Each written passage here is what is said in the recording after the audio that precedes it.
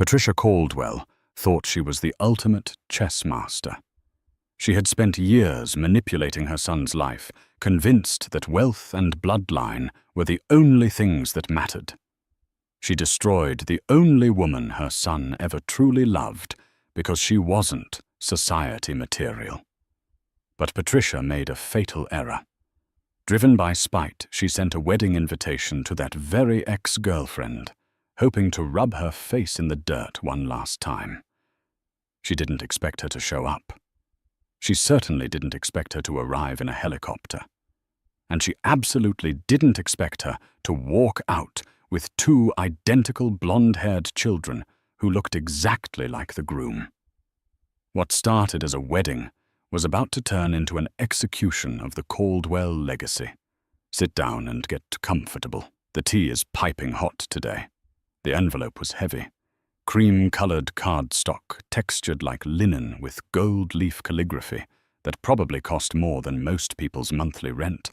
It sat on the sleek black glass surface of Audrey Miller's desk like a venomous snake waiting to strike. Audrey didn't need to open it to know who it was from. The scent of heavy, cloying lavender perfume, Chanel No. 5, mixed with pure narcissism, wafted from the paper. It was the scent of Patricia Caldwell. Audrey spun her chair around, looking out the floor-to-ceiling windows of her office. From the 45th floor, the skyline of Chicago looked like a circuit board of gold and steel. 3 years ago, she had been a waitress struggling to pay for nursing school. Now she was the CFO of Miller & Co., a logistics empire she had built alongside her silent partner. She spun back around and slit the envelope open with a letter opener. Mr. Ethan Caldwell and Miss Jessica Banks. Request the honor of your presence. Audrey laughed. It was a dry, humorless sound. Ethan was getting married, and not just to anyone, to Jessica Banks, the daughter of a senator. The perfect match Patricia had always screamed about during Sunday dinners, where Audrey was made to feel like the help. But inside the main envelope there was a smaller handwritten note. The handwriting was jagged and aggressive. Audrey, I thought you should come and see what a real woman looks like, standing next to my son. Perhaps you can take notes for your next failure of a relationship. Do try to dress appropriately, though I know that's difficult for people of your background. Patricia. Audrey's grip on the card tightened until her knuckles turned white. The audacity was breathtaking. Patricia had single-handedly destroyed Audrey's relationship with Ethan 3 years ago. She had planted lies, intercepted messages, and eventually threatened to cut Ethan off from the family trust, if he didn't dump the gold-digging waitress. Ethan, weak-willed and terrified of poverty, had folded. He broke up with Audrey via a text message while she was in the maternity ward, unaware she was there for a checkup. He didn't know she was pregnant. He blocked her number before she could tell him. Audrey had packed her bags, left the city, and sworn she would never look back. She raised her children alone. She built her fortune alone. She survived the sleepless nights and the terrifying fevers alone. Ms. Miller. Audrey looked up. Her assistant Sarah was standing in the doorway, holding a tablet. The helicopter is fueled for the trip to the Hampton site inspection. Also, the nanny called Noah and Lily are asking if you're coming home for lunch. Audrey looked at the photo on her desk. 2 beautiful 3-year-old toddlers with curly blonde hair and piercing blue eyes. Ethan's eyes. A slow, dangerous smile spread across Audrey's face. She looked back at the invitation. Sarah, Audrey said, her voice smooth as silk. Cancel the site inspection. And tell my stylist I need a dress. Something red. Something that says, I own the building you're standing in. Sarah raised an eyebrow. Special occasion. You could say that, Audrey murmured, flicking the invitation onto the desk.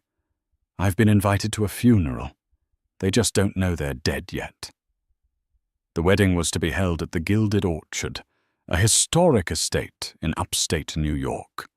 It was old money territory, the kind of place where people judged you by the year of your wine and the thread count of your suit. For Patricia Caldwell, this wedding was her coronation. She was finally merging the Caldwell shipping fortune with the bank's political dynasty. She had won. Or so she thought. Audrey picked up her phone and dialed a number. "Michael. It's Audrey. You know that outstanding debt the Caldwell family has with your bank, the one they're trying to refinance before the wedding." She paused, listening to the voice on the other end. "Yes. I want to buy the debt, all of it. Today." She hung up the phone and leaned back. Patricia wanted a show. She was going to get a performance that would be talked about for generations. The wedding day was picture perfect. The sky was a painfully bright blue, the kind that rich people seemed to be able to buy. The lawn of the Gilded Orchard was manicured to within an inch of its life. White roses were everywhere, thousands of them, creating an archway that smelled of money and tradition.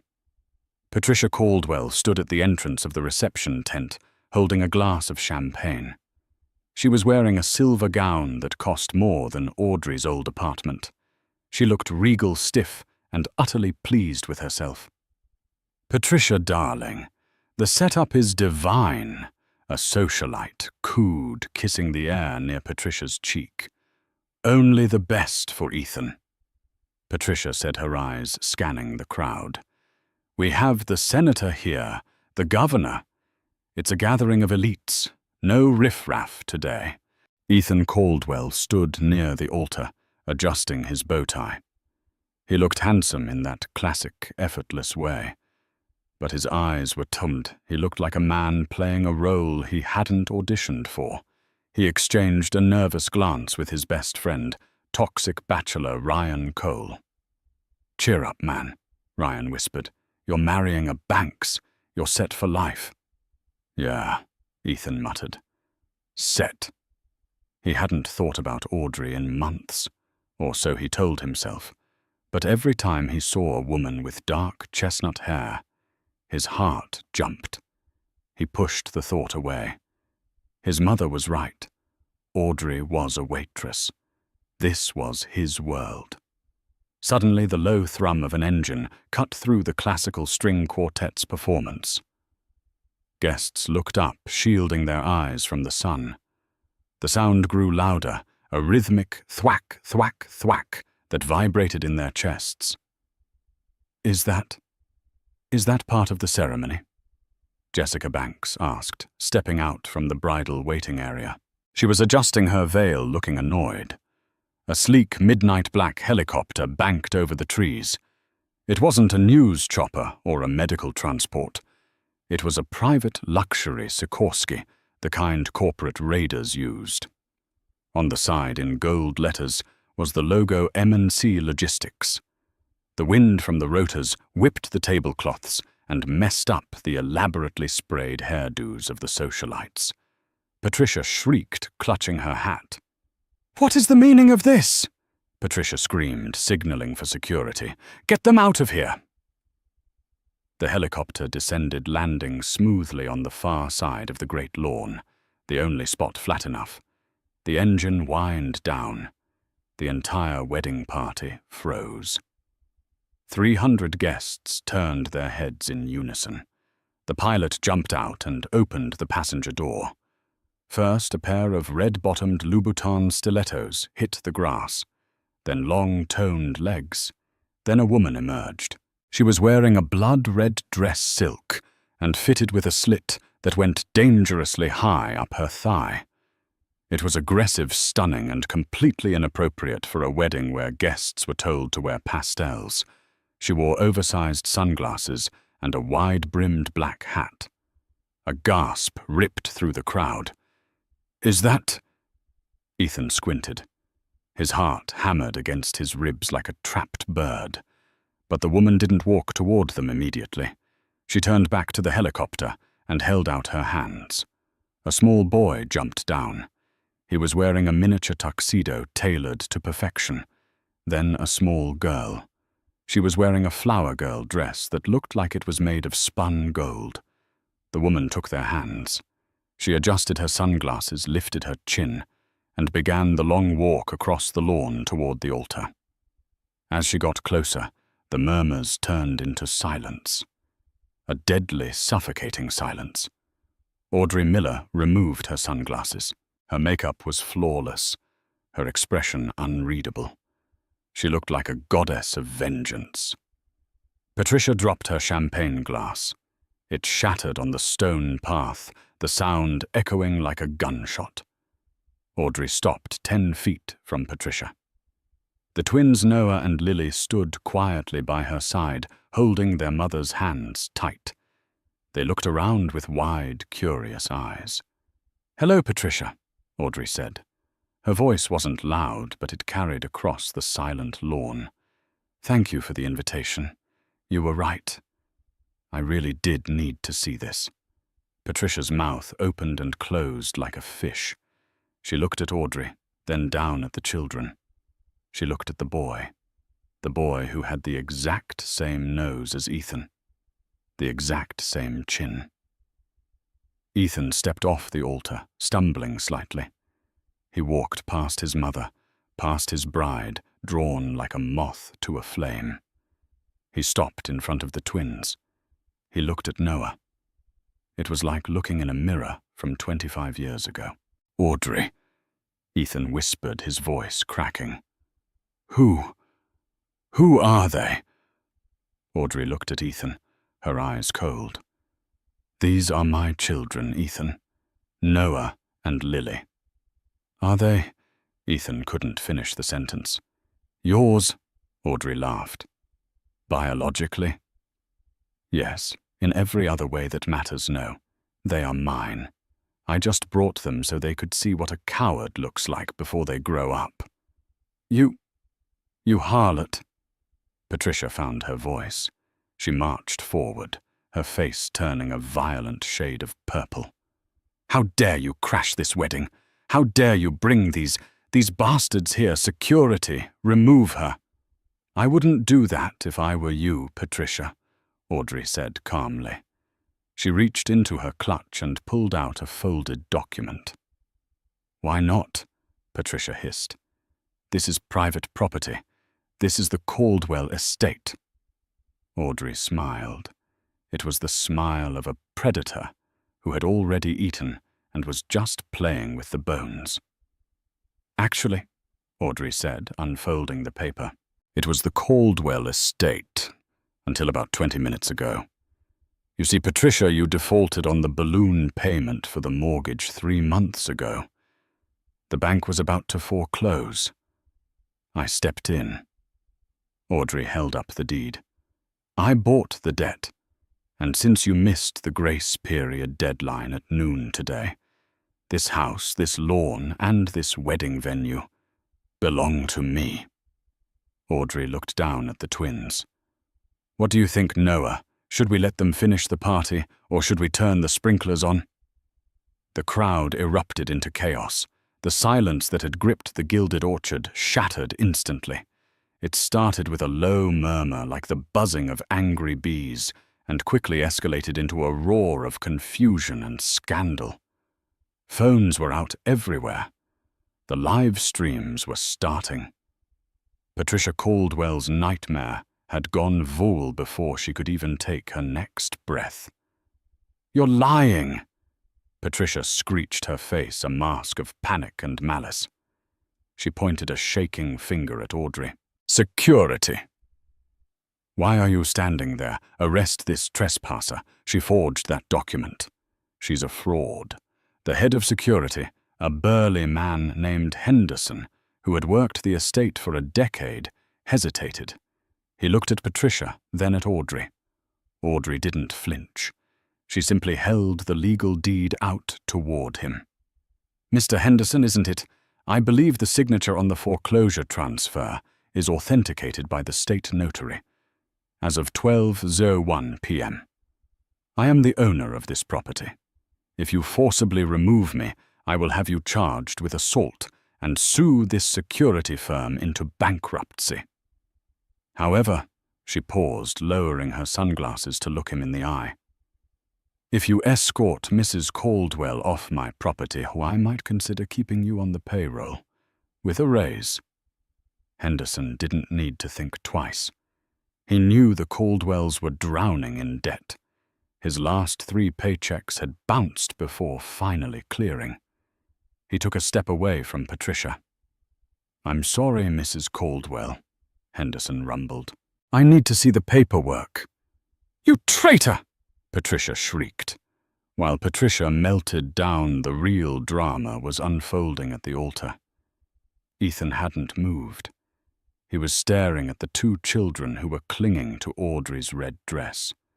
The boy Noah looked back at him with a scowl that mirrored Ethan's own father, a man Ethan had barely known. "Ethan." The voice was sharp, cutting through Ethan's trance.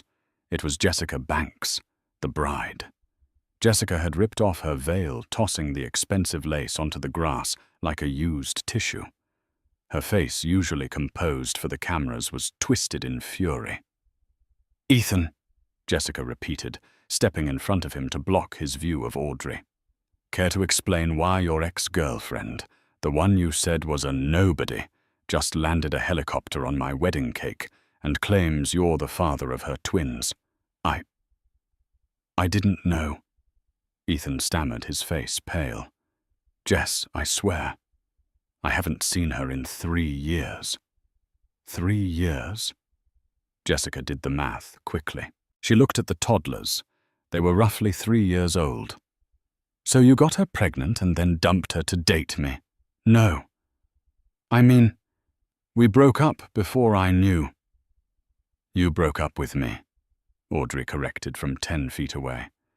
Her voice was cool, cutting through their argument like a knife. "Or rather, you sent me a text message telling me I wasn't breeding stock for the Caldwell name. Do you remember that Ethan I was 4 months pregnant? I called you 50 times. You blocked my number."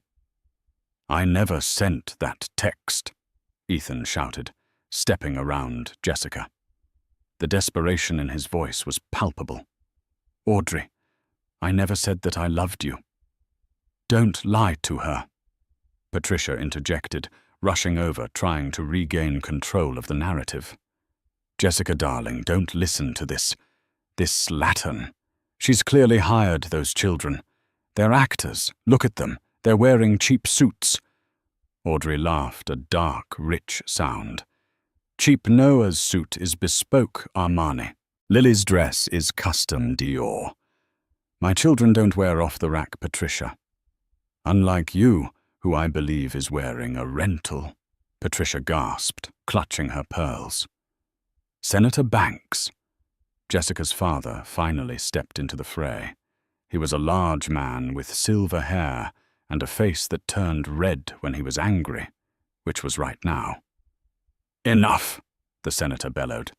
"This is a circus, Patricia. Is it true? Is this property foreclosed?" Patricia stammered. It's a temporary liquidity issue, Senator. A banking error." "It's not an error," Audrey said, checking her diamond-encrusted watch. "It's a seizure. And frankly, this party is boring me. I'm giving everyone here exactly 30 minutes to vacate the premises before I have the police remove you for trespassing. The helicopter stays, though. I have a meeting in the city at 5. "You can't do this," Jessica screamed, tears finally welling up in her eyes. "My wedding. The press is here. Vogue is covering this. Then I suggest you give Vogue a better story," Audrey said dismissively. She looked down at her son. "Noah, are you hungry? I think I saw a shrimp tower over there." "I want cake," Noah said, pointing a chubby finger at the 5-tier masterpiece. "Then go get some cake, baby." Audrey smiled. It's our cake now. As the twins ran toward the wedding cake, chaos ensued. The guests, realizing the booze and food were about to be cut off, began grabbing bottles of wine and fleeing toward the parking lot. The string quartet packed up their instruments in record time. Ethan ignored the senator, ignored his mother, and ignored his bride. He walked straight up to Audrey. He was close enough to smell her perfume, vanilla and ambition. It was different from the cheap floral scent she used to wear when they were poor students. "Audrey," he pleaded, his voice low. "Please, we need to talk.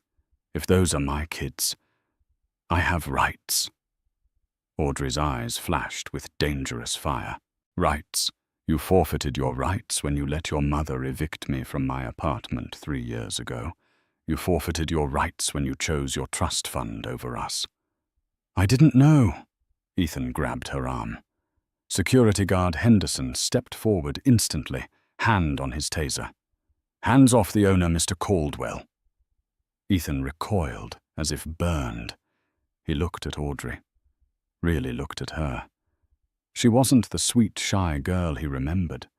She was hardened steel. She was magnificent. And she terrified him. "Inside," Audrey said, her voice dropping to a whisper so only the main players could hear. "The library. You mean the Senator, Jessica, and your mother. 5 minutes. If you want answers, you'll come. If you want to keep screaming on the lawn, I'll have Henderson taser you." She turned and walked toward the mansion, her red dress blazing against the white floral arrangements like a warning flag. The library of the Gilded Orchard smelled of old leather and stale cigar smoke, the scent of generations of Caldwell men who had slowly squandered a fortune. Now Audrey Miller sat behind the massive mahogany desk that used to belong to Ethan's grandfather. She looked entirely at home. Patricia Caldwell paced the room, a nervous wreck. Senator Banks stood by the window furiously texting his PR team to spin the disaster. Jessica sat on a velvet sofa, still in her wedding dress, sobbing quietly.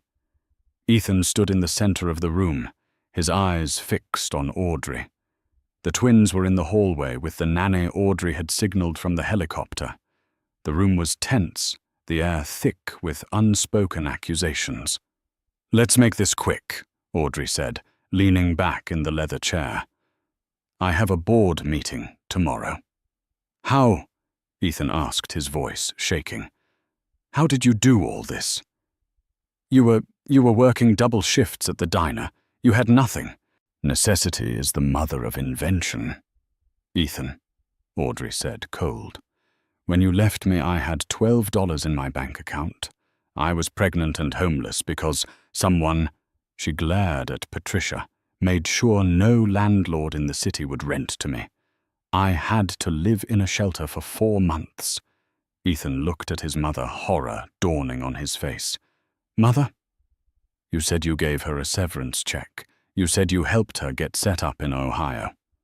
"I did what was necessary to protect this family," Patricia snapped. "She was a leech, Ethan. She would have dragged you down into mediocrity. I was saving you." "Saving him," Audrey scoffed. "You were controlling him. And it turns out I didn't need your money. I had an idea. I developed a logistics algorithm for shipping routes while I was on bed rest in the shelter. I pitched it to every investor in Chicago. One finally said yes. Miller & Co. isn't just a company, Ethan. It's the backbone of shipping on the East Coast. We handle the logistics for Amazon, FedEx, and half the military." Senator Banks stopped texting and turned around, his eyes widening. "Miller & Co., you're A. Miller. The one who just acquired the docks in Baltimore." "That's me," Audrey said dryly. "Nice to meet you, Senator. I believe I donated to your opponent's campaign. Nothing personal, just business." Jessica looked up, her mascara running down her face. "You're a billionaire." "On paper, yes. In liquid assets also, yes. Audrey tapped the desk. But we aren't here to discuss my portfolio. We're here to discuss the lies. She pulled a sleek smartphone from her clutch. Ethan, you claim you never sent the text. The text that said, and I quote, "Get rid of the thing. I'm not ruining my life for a mistake." Ethan flinched. I never. God, Audrey, I would never call a baby a thing. I loved you. I was going to propose that weekend. Then explain this. Audrey played a recording. It was a voice. Patricia's voice. But she sounded different, younger, sweeter. It was a recording from a phone call. Yes, this is Mrs. Caldwell. I need to clone a SIM card.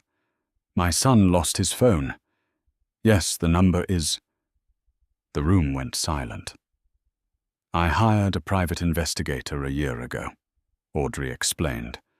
Once I had the money to afford the best. I wanted to know why the man who claimed to love me turned into a monster overnight. Turns out he didn't. His mummy just stole his identity for a day. Ethan turned slowly toward Patricia. His face was a mask of pure betrayal. You cloned my phone. You sent those texts. You blocked her. I did it for you. Patricia screamed, backing away until she hit the bookshelf. She was trash. Ethan, look at us. We are Caldwells. We marry Bankses. We don't marry waitresses. You evil witch, Jessica spat. The bride stood up, her sadness replaced by disgust. You told me Ethan was over her. You told me she was a crazy stalker who left him. You built my entire relationship on a fraud. Jessica, please, Patricia pleaded. The merger. Think of the merger.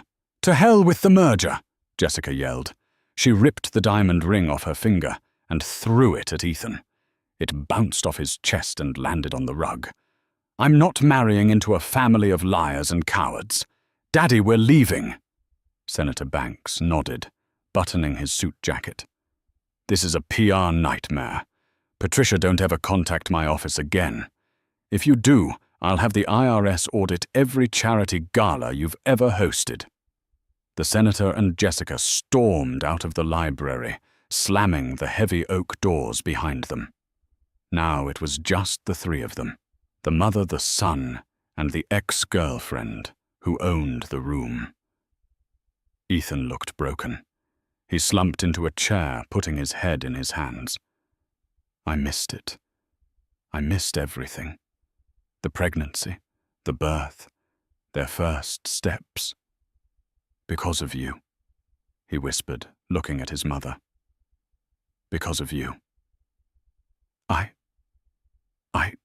Patricia stammered. She looked at Audrey, expecting mercy. She found none. Get out, Audrey said softly to Patricia. This is my house, Patricia cried. No, Audrey corrected, holding up the deed again. This is my house, and you are trespassing. You have 10 minutes to pack a bag and leave. Henderson is waiting outside to escort you to the gate. I suggest you take an Uber. I've seized the family cars as part of the debt settlement. Patricia looked at Ethan, pleading for help. Ethan, tell her she can't treat your mother like this. Ethan didn't look up. She's not treating my mother like this. She's treating the woman who ruined my life like this. Go, mother, before I ask her to call the cops myself. Patricia let out a sob of pure defeat and ran from the room. Silence descended on the library.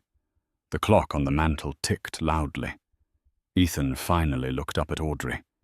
His eyes were red. I know I can't ask for forgiveness. I was weak. I should have driven to your apartment. I should have fought harder. I believed the text you sent me, too. She played us both. She did. Audrey agreed, her expression softening just a fraction. But you were the one who gave her the power to do it. You were always afraid of losing your inheritance, Ethan. Well, congratulations. You kept your inheritance and you lost your family. I don't care about the money, Ethan said, standing up. I care about Noah and Lily. Please, Audrey, let me know them. I'll sign whatever you want. I'll renounce the Caldwell name. Just don't keep them from me. Audrey studied him. She saw the pain in his eyes. It was real. But she wasn't the naive girl anymore. She was a CEO, and she negotiated hard. You want to be a father? Audrey asked. Fine, but you do it on my terms. No lawyers, no custody battles. You start from zero. You want to see them, you earn it. How? Ethan asked. First, Audrey said, standing up and smoothing her red dress, you're going to need a job. I hear Miller & Co. is hiring entry-level warehouse managers. It pays $20 an hour. It's hard work, but it's honest. Ethan stared at her. You want me to work in your warehouse? I want to see if you're man enough to work for a living instead of waiting for Mummy to cut a check, Audrey challenged him. Show up Monday at 6:00 a.m. If you're late, you're fired. If you quit, you never see the twins again. She walked around the desk and stopped in front of him. The ball is in your court, Ethan. Do you want to be a Caldwell, or do you want to be a father? Audrey didn't wait for an answer. She turned and walked out of the library to collect her children. She had a helicopter to catch. The alarm clock buzzed at 4:30 a.m. It was a harsh, metallic sound that seemed to mock the small, cramped studio apartment. Ethan Caldwell groaned, rolling off the thin mattress that lay directly on the floor. His back ached. His hands, once manicured and soft, were covered in blisters and small paper cuts. He wasn't in the penthouse anymore. He wasn't at the Gilded Orchard. He was in a walk-up in a gritty part of Queens, living off a paycheck that barely covered rent and instant noodles. Monday, he muttered, rubbing his face. Week 4. He had shown up. That first Monday, he expected Audrey to laugh at him and send him away. Instead, a foreman named Big Mike, a man who looked like he chewed gravel for breakfast, had thrown a neon vest at him and pointed to a mountain of boxes. Scanner is on the table.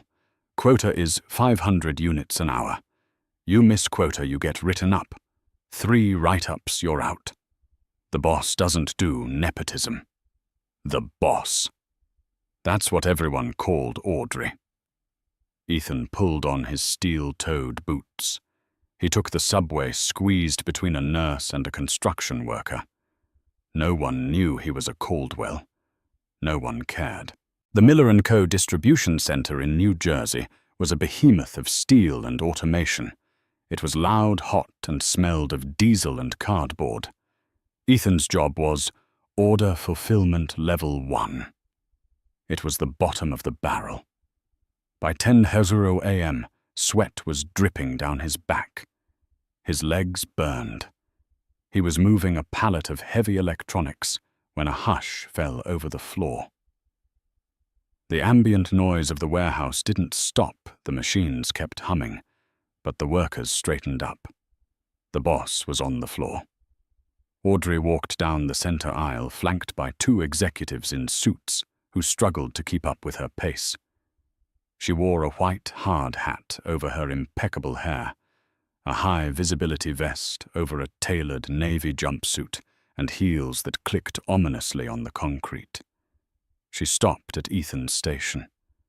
Ethan froze, a box half lifted. He wiped sweat from his forehead with his sleeve. He looked like a wreck. Audrey looked fresh, powerful, and terrifyingly beautiful. She glanced at the tablet in her hand, then at the digital counter above Ethan's station. Your pick rate is 512 units per hour, Audrey said, her voice neutral. I'm trying to get it higher. Ethan said, his voice hoarse. The average for this zone is 550, she noted, tapping the screen. You're lagging Caldwell. Efficiency drives profit. Profit secures jobs. Do I need to send you back to training? No, Ethan said, straightening his back. I'll pick it up. Audrey looked at him for a long moment. There was no pity in her eyes, only assessment. See that you do. The twins are coming by for a site tour at lunch. They like seeing the robots. If you make quota by noon, you can join us for 15 minutes in the break room. If you don't, well, there's always next week. She turned on her heel and walked away. The offer hung in the air like a lifeline. 15 minutes. Ethan gritted his teeth. He turned back to the conveyor belt. He didn't just work, he attacked the work. He moved faster than he had ever moved in his life. He ignored the burning in his shoulders. He ignored the hunger in his stomach. At 11:59 a.m., his counter hit 5:51. When he walked into the break room, he was shaking from exhaustion, but he was there. Noah and Lily were sitting at a plastic table, eating slices of pizza. They looked up when he entered. They were wary. To them, he was still the Shet man from the wedding. Hi, Ethan said softly, sitting at the opposite end of the table. Mummy says you work here, Noah said, eyeing Ethan's dirty vest. You lift the heavy boxes. Yeah, Ethan smiled weakly. I lift the heavy boxes, so the trucks can take them to people's houses. Do you have a robot? Lily asked. No, I am the robot, Ethan joked. Lily giggled. It was a small sound, but to Ethan it sounded like a symphony. Audrey watched from the doorway, leaning against the frame, sipping black coffee. She didn't interfere. She didn't help him. She just watched. She saw the way Ethan looked at them, with a hunger that had nothing to do with money and everything to do with connection. He was changing. The arrogance was being sweated out of him, replaced by humility. But outside the warehouse walls, the old world wasn't done with them. Patricia Caldwell was currently living in a motel on the outskirts of the city. Her accounts were frozen, her credit cards declined, and her social circle had exiled her. But Patricia had one thing left her venom. She sat on the stained bedspread, holding a burner phone. She was scrolling through Audrey's Instagram feed, pictures of the twins, the company, the success.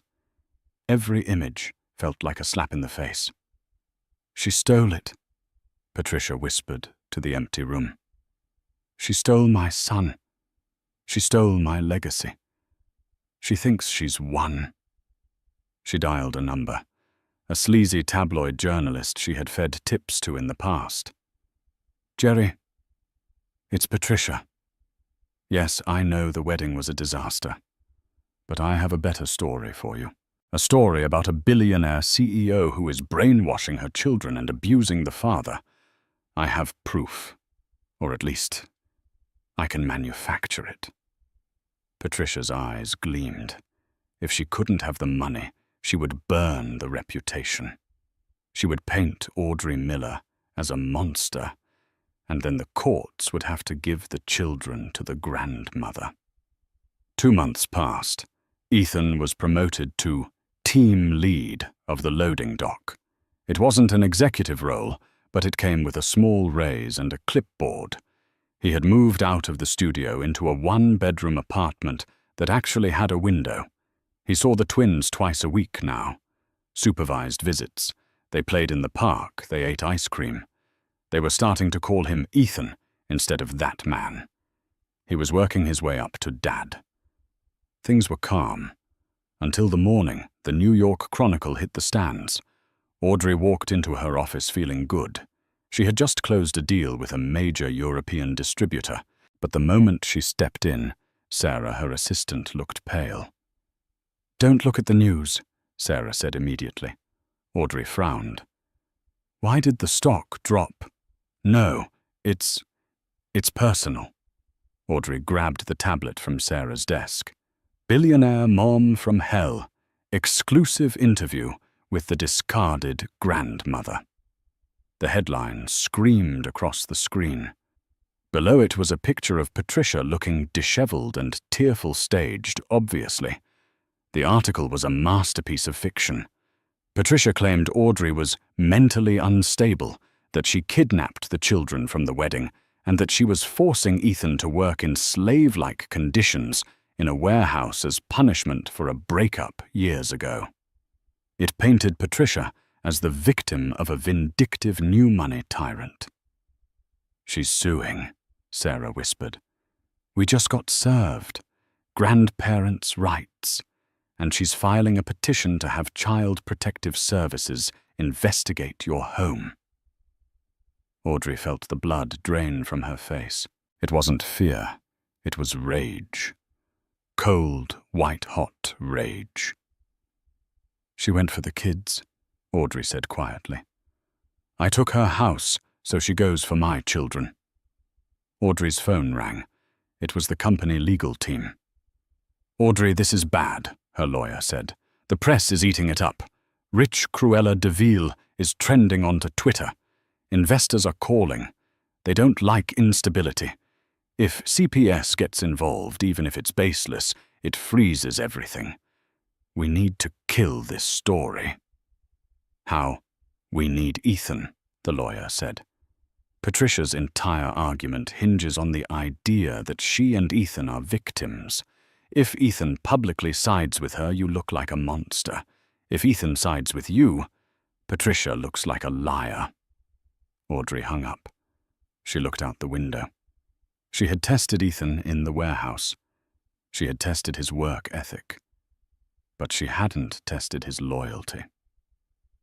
Down in the loading dock, Ethan was staring at his phone. His notifications were blowing up. Friends he hadn't heard from in months were texting him. "Dude, is your ex really torturing you? Call your mum.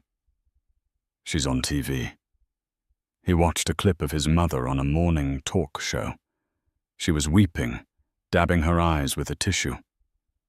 "I just want to see my grandbabies," Patricia sobbed on screen. "She won't let me near them. And my poor son. She has him working manual labor. He's a Caldwell. She's trying to break his spirit." Ethan's jaw tightened. He knew that performance. He had seen it 1,000 times. It was the same face she made when she fired the maid for dusting wrong, or when she convinced his father not to give to charity. Caldwell. Ethan turned. Audrey was standing on the loading dock platform. She wasn't wearing her hard hat today. She was wearing a suit that looked like armor. The entire warehouse went silent. Everyone had seen the news. They were watching the drama play out in real time. "Did you know?" Audrey asked, her voice echoing in the cavernous space. "No," Ethan said. He walked toward her.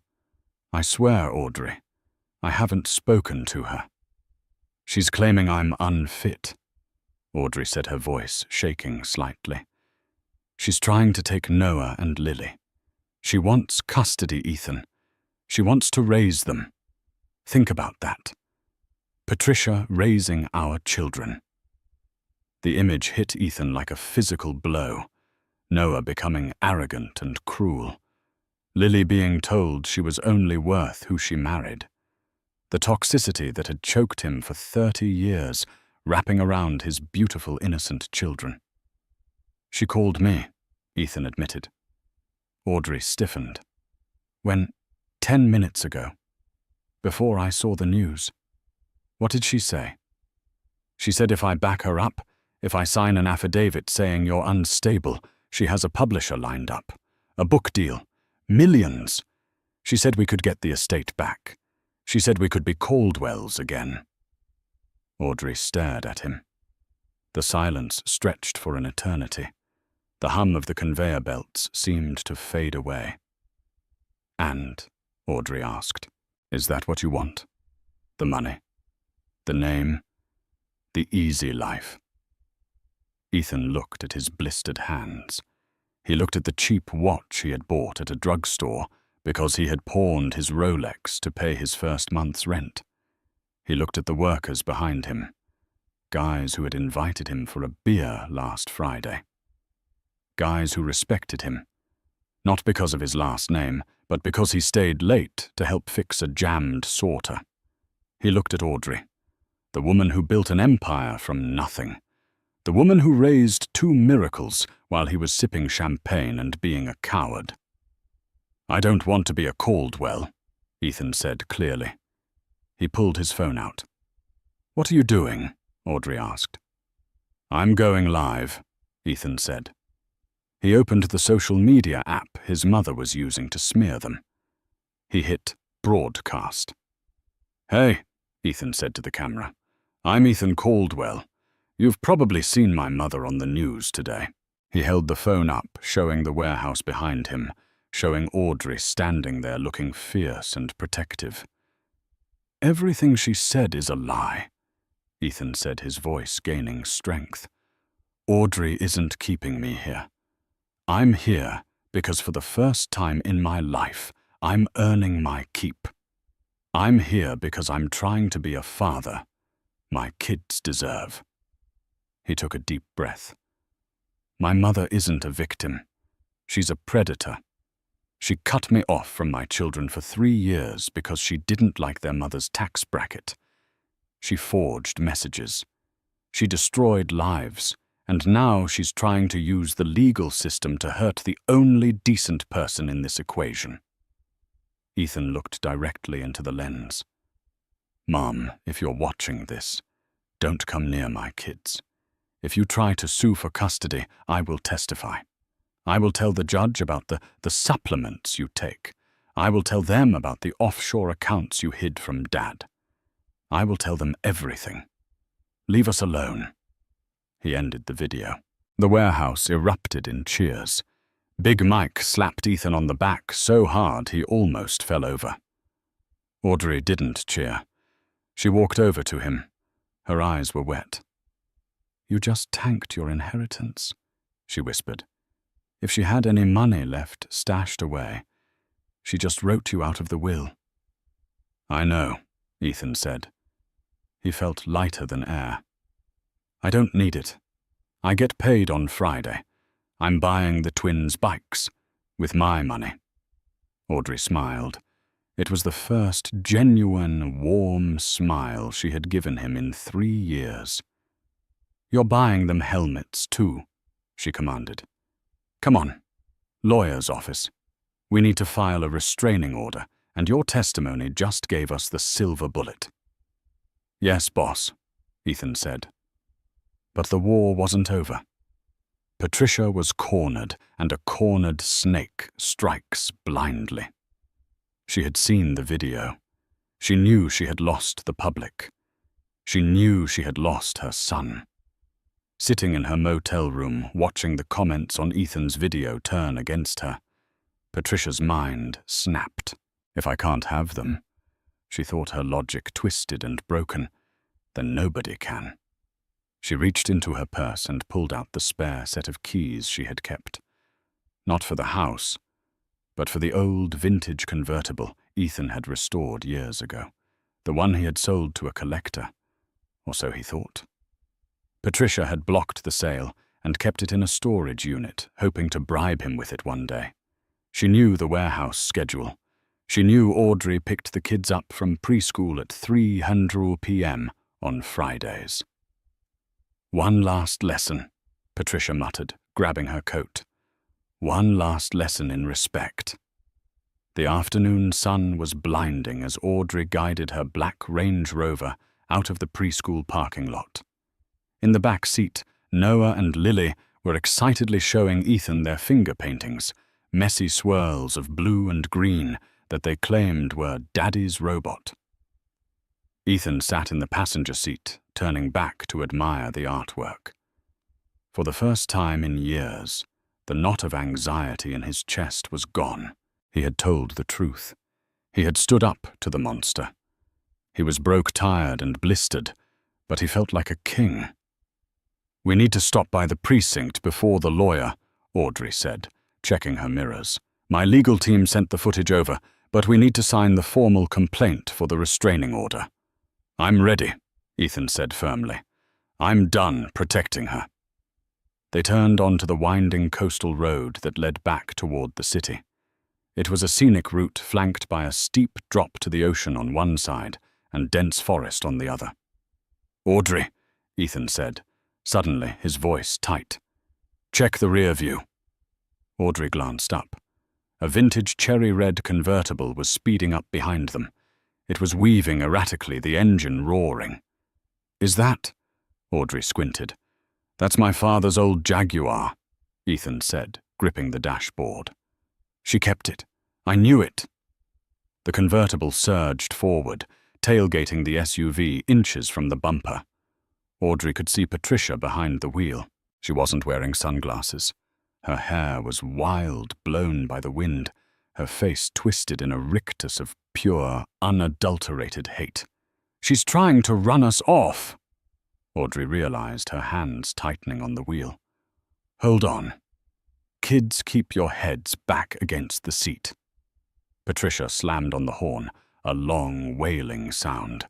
She swerved into the oncoming lane, pulling up alongside the Range Rover. "Pull over!" Patricia screamed, her voice snatched away by the wind.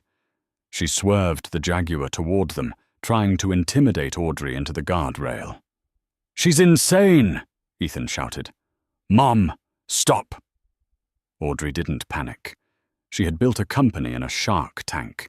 She wasn't going to be bullied on the road. She tapped the brakes, letting the Jaguar shoot past them, then accelerated again to put distance between them. But Patricia wasn't stopping. She slammed her brakes, forcing Audrey to screech to a halt to avoid a collision. The Jaguar blocked the road sideways. Patricia scrambled out of the car. She was holding a tire iron. She looked deranged. "Get out!" Patricia shrieked, marching toward the SUV. "Give me my grandchildren. You stole them. You turned my son against me." "Lock the doors," Audrey commanded. She reached for her phone to call 911. Ethan unbuckled his seatbelt. "Ethan, don't," Audrey warned. "I have to end this," Ethan said. "She's not going to stop until she sees me." He opened the door and stepped out. The ocean wind whipped his hair. He stood tall, blocking his mother's path to the car, where his children sat terrified. "Mom, put the iron down," Ethan said calmly. "You ungrateful brat." Patricia swung the iron, hitting the hood of the Range Rover with a sickening clang. "I gave you everything, private schools. The best clothes, and you choose her. A waitress. A nobody." "I chose my family," Ethan said, stepping closer. "And she's not a nobody. She's the mother of your grandchildren. The grandchildren you are currently terrifying. They belong to the Caldwell estate," Patricia screamed, raising the iron again, aiming for the windshield. Ethan didn't flinch. He lunged forward, catching her wrist in mid-air. He wasn't the soft, pampered boy she remembered. He had spent months lifting heavy cargo. His grip was iron. He twisted the weapon out of her hand and tossed it over the guardrail, watching it plummet into the ocean below. "It's over, Mother," Ethan said, his voice dropping to a dangerous whisper. "Look at you. You're attacking us on a public road. You're done." Patricia stared at him, panting. Then her eyes shifted to the car. She saw Audrey holding up her phone, recording everything. She saw the red light of the dash cam blinking. The realization hit her. This wasn't a private family dispute. This was a felony. Panic replaced the rage. Patricia scrambled back toward her Jaguar. I'm leaving. You'll never hear from me." She jumped into the convertible and gunned the engine. She tried to spin the car around in a tight U-turn, tires smoking, but in her haste she miscalculated. She hit the gas too hard on the gravel shoulder. The vintage car, lacking modern traction control, spun wildly. The rear end clipped the guardrail. The metal shrieked, buckled, and gave way. Audrey screamed. The Jaguar teetered on the edge of the cliff. The rear wheels spun in the air. Gravity took over. "No!" Ethan sprinted forward. The car slid backward. It didn't fall into the ocean. It crashed down onto a lower embankment about 15 feet below, landing upside down in a thicket of brush. Silence fell over the road. "Stay in the car!" Audrey yelled to the kids as she jumped out. She and Ethan ran to the edge. The car was crushed smoke, billowing from the engine. "Call an ambulance!" Ethan yelled, sliding down the steep embankment, tearing his suit pants, ignoring the rocks cutting his hands. He reached the overturned car. Patricia was hanging by her seatbelt, unconscious, blood trickling down her forehead. "Mum." Ethan reached in, smelling leaking gas. "We have to get her out. It's going to catch." Audrey was right behind him. She didn't hesitate. She wasn't thinking about the insults, the eviction, or the lies. She was a nurse first. "Support her head," Audrey commanded, reaching in to unbuckle the belt. "On 3. 1, 2, 3. They dragged Patricia out of the wreckage and pulled her away, just as a spark from the engine ignited the fuel line. The Jaguar burst into flames, a fireball of heat that singed their eyebrows. They collapsed on the grass, panting with the unconscious woman between them. Sirens wailed in the distance. 1 year later, the courtroom was quiet. The judge, a stern woman with glasses, looked over the paperwork. Patricia Caldwell sat in a wheelchair at the defense table. She wasn't paralyzed, she had recovered from her injuries, but she looked frail. The fire had taken her vanity. The crash had taken her pride. And the law was about to take her freedom. "Patricia Caldwell," the judge said, "you have pleaded guilty to reckless endangerment assault with a deadly weapon and attempted kidnapping. Due to your age and health, your lawyer has asked for leniency." Patricia looked up, hope flickering in her eyes. "However," the judge continued, her voice hard, "the psychological damage you inflicted on this family and the sheer malice of your actions requires a severe response. You are sentenced to 5 years in a minimum security state facility, followed by 5 years of probation. Furthermore, a permanent restraining order is granted. You are to have no contact with Ethan Caldwell, Audrey Miller, or their children." Patricia slumped in her chair. She looked across the aisle. Audrey sat there wearing a white power suit. Beside her was Ethan. He looked healthy, strong, and content. He held Audrey's hand openly. Patricia realized then that she hadn't just lost the war.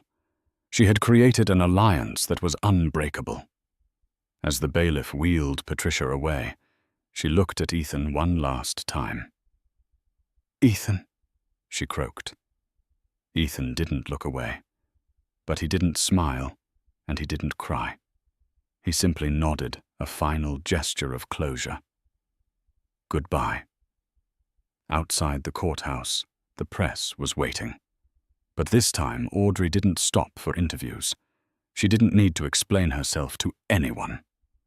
They walked to the parking lot, where a new minivan, practical safe, and definitely not a helicopter, was waiting. "Did you get the email?" Ethan asked as he buckled his seatbelt. "Which one?" Audrey asked, starting the car. "From the board. They approved the new warehouse manager." Audrey smiled. "I heard. They said he's hard-working, honest, and knows the system from the ground up. Congratulations, Mr. Manager." Ethan laughed. "It's a lot of paperwork, but the pay is good. I was thinking, since I have a steady income now, and my credit score is finally recovering. He reached into his pocket and pulled out a small velvet box. It wasn't a massive diamond like the one he had given Jessica. It was a simple, elegant sapphire. "I know we're doing things backward," Ethan said, looking at her. "We had the kids, we had the breakup, we had the war. But I want to do the middle part right. Audrey, will you marry me for real this time? No trust funds, no mothers, just us." Audrey looked at the ring.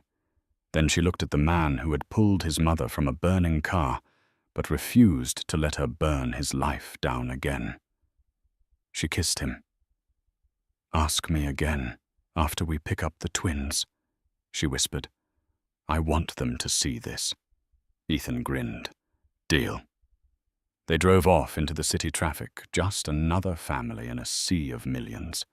But they were a family that had walked through fire to find each other, and that made them invincible. Patricia Caldwell sat in a holding cell, listening to the distant sounds of the city. She used to rule, realizing too late that the only currency that truly mattered was love, and she was bankrupt. And that is the story of how a cruel mother tried to destroy her son's happiness, only to accidentally weld his family back together, stronger than ever. Patricia thought wealth was power, but she learned the hard way that true power is standing up for the people you love. I hope you enjoyed this roller coaster of drama, karma, and redemption. It really goes to show that sometimes the best revenge is just living well and letting the haters crash and burn literally. If you enjoyed this story, please smash that like button. It really helps the algorithm share this justice with more people. Don't forget to subscribe and hit the bell icon so you never miss a new story. Do you think Ethan deserved a second chance, or should Audrey have left him in the past? Let me know your honest thoughts in the comments below. Thanks for watching, and I'll see you in the next video.